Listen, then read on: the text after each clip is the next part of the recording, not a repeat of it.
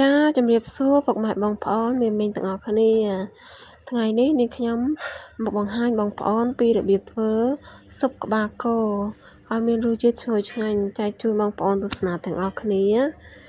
ចាមើលទៅតំណងគួរឲ្យចង់ញ៉ាំមែនទែនបងប្អូនកុំភ្លេចទស្សនាទាំងអស់គ្នាណា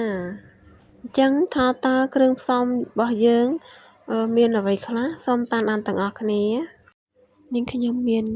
ក្បាលគោចំនួន2គីឡូល្ហុង1ផ្លែល្ហុងដាំខ្លួនឯងបងប្អូន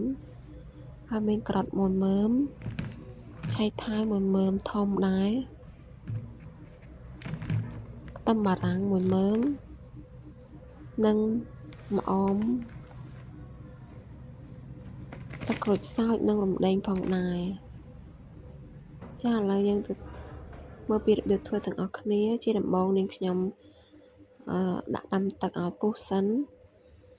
បន្ទាប់មកក្បាលគោយើងនឹងហាន់ជាដុំរួចស្រេចយើងយកមកដាក់ចូលក្នុងឆ្នាំងទឹកស៊ុបយើងតែម្ដងទៅចានាងខ្ញុំហាន់ដុំធំដែរបងប្អូនណាហើយយើងត្រូវការរងាស់ទុករៀងយូរបន្តិចដែរបន្ទាប់មកយើងយករំដេងមកដុតវាឲ្យឈ្ងុយសិនណាបងប្អូនហើយយើងដំវាឲ្យរាងបែកបន្តិចមកយើងដាក់ចូលក្នុងឆ្នាំងទឹកស៊ុបរបស់យើងមានទឹកក្រូចសើចនិងរំដេងហ្នឹងយើងដាក់ចូលតែម្ដងទៅហើយនេះខ្ញុំមកហាន់ខ្ទឹមបារាំងបងប្អូនអាចយកទៅដុតក៏បានអាំងក៏បានឬក៏បងប្អូនអាចធ្វើដូចខ្ញុំហាន់ពូជពីដាក់ចូលតែម្ដងក៏បានដែរណាចាបន្ទាប់មកយើងរំងាស់ចោលបន្តទៀតបងប្អូនហើយយើងមកហាន់បន្លែម្ដងដូចជាការ៉ុតនិងឆៃថាវល្ហុងយើងចិតស្ងោរឲ្យស្អាតមកបងប្អូនណាហើយយើងយកទៅលាងទឹកឲ្យស្អាតយកមកហាន់វាម្ដងទៀតចាល្ហុងរបស់ខ្ញុំហាន់បែបនេះបងប្អូនយើងពុះជា2មកហើយហាន់ប៉ុណ្ណឹងល្មមដូចនេះខ្ញុំមកមិនធំពេកមិនតូចពេកមិនល្មមបងប្អូនព្រោះយើងត្រូវការយកទៅរងាស់មកស្បកដែរបងប្អូនតម្រាំតែផុយអញ្ចឹងណាហើយឆៃថាវវិញនេះខ្ញុំពុះជា2ដែរយើងហាន់កង់ហើយពុះជា2ព្រោះអីឆៃថាវរបស់នាងខ្ញុំរាងធំដែរបងប្អូនចំណែកការ៉ុតវិញយើងហាន់កង់ចំណែកកន្លែងណារាងតូចចឹងនាងខ្ញុំ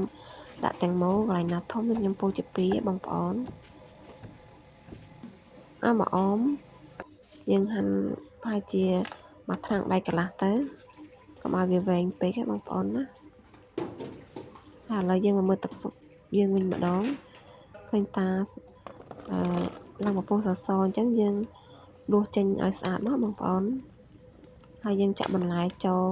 ដែលយើងហាន់មិញហ្នឹងគឺដាក់ចូលតែម្ដងទៅហើយនេះខ្ញុំដាក់ស្ករចំនួន3ស្លាបព្រាបាយស្ករក្រហមស្ករត្នោតរបស់យើងហ្នឹងពីចេង2ស្លាបព្រាបាយអំបិល2ស្លាបព្រាបាយនិងទឹកត្រីកន្លះវែកផងដែរចានាងខ្ញុំធ្វើស៊ុបដាក់ស្ករក្រហមស្ករត្នោតរបស់យើងគឺមានរសជាតិឆ្ងាញ់ណាប្រសិនបើយើង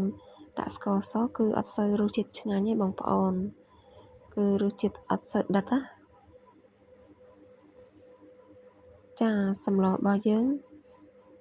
ស៊ុបរបស់យើងហ្នឹងគឺមើលទៅចាប់ដើមផុយបណ្ដាហើយបងប្អូនសាច់ដែលយើងរំងាស់ហ្នឹងប្រហែលជា1ម៉ោងបងប្អូនទម្រាំតែឆ្អឹងទាំងសាច់ទាំងបន្លែគឺផុយល្មមឆ្ងាញ់ណាបងប្អូនហើយយើងភ្លក់មើលទៅតាមចំណូលចិត្តបងប្អូនស្ទើរអីថែមនងទៅណាតបមករសជាតិភ្លក់ទៅល្មមហើយនេះខ្ញុំបងម្រះខ្ញុំតបបងម្អមចូលតែម្ដងពេលយើងបងម្អមចូលទៅគឺសម្លយើងគឺកាន់តែឈ្ងុយថែមមួយកម្រិតទៀតណាចាមើលទៅតំណងណាបងប្អូនគាត់តែឃើញក៏ចង់ញ៉ាំតែម្ដង ចំណែកបន្លែនិងសាច់ឆ្អឹងរបស់យើងគឺផុយល្មមឆ្ងាញ់ណាចាឥឡូវយើងដួសដាក់ចានអាចទទួលទានបានហើយមើលទៅតំណងខ្លាំងណាស់បងប្អូនអាចសាកធ្វើញ៉ាំតាមរបៀបនាងខ្ញុំបានណាគឺលឿនងាយស្រួលហើយចាប់បានញ៉ាំទៀតផងហើយឈ្ងុយអត់មានធំក្លិនគោអីទេបងប្អូនណាហើយយើងញ៉ាំជុំគ្រួសារហត់ទឹកស៊ុបក្តៅៗហើយបាយក្តៅគឺឆ្ងាញ់តែម្ដងចាអរគុណបងប្អូនជំរាបលាជួបគ្នាវីដេអូក្រោយបាយបាយ